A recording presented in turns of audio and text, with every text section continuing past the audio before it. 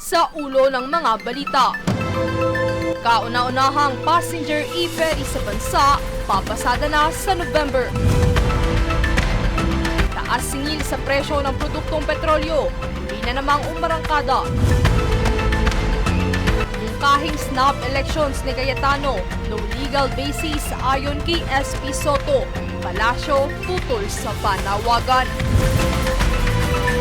Amyendasyon ng Bank Secrecy Law, patuloy na isinusulong ng BSP.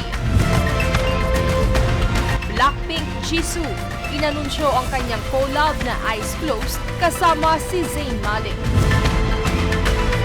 At 14 na dating rebelde sa South Cotabato, nagbalik loob sa pamahalaan.